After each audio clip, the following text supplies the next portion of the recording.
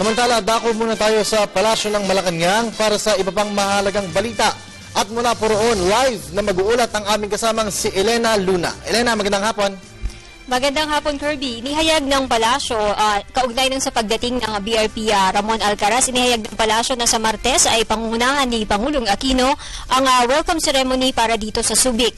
Ito ay sinabi ni Deputy Presidential Spokesperson Abigail Balte sa katatapos-tapos lamang na press briefing dito sa Palasyo.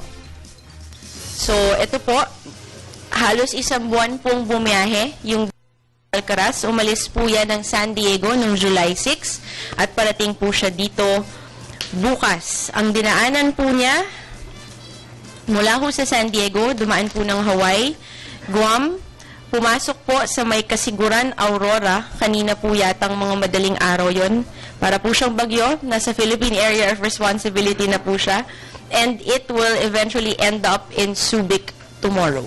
Doon po sa mga sumusunod, meron po tayong 3 miyembro ng Philippine Navy who are aboard the BRP Alcaraz and have been tweeting or blogging about their experiences on the Alcaraz. Sa mga nagtatanong po kung sino po, kung bakit po Alcaraz ang pangalan ng ating pangalawang Hamilton-class cutter, this was named after Ramon Alcaraz, who was born on August 31, 1915. He was part of the offshore patrol of the Philippine Navy. At kabilang po siya sa PMA class of 1940.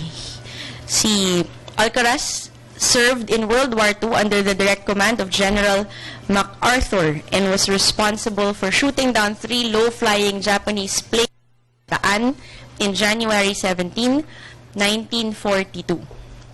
Pagkatapos po ng digmaan, bumalik po si Alcaraz doon sa offshore patrol at tumulong po siya doon sa modernization ng Philippine Navy. Namatay po si Commodore Alcaraz noong June 25, 2009 sa Orange County, Southern California.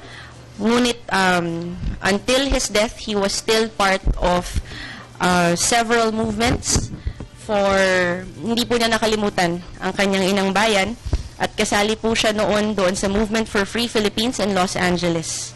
And he continued to his last days to be an advocate for the equity and justice for Filipino veterans. So yan po, parating po yung BRP Alcaraz po bukas at ang Pangulo po ay sasali doon sa welcome on August 6, that's a Tuesday.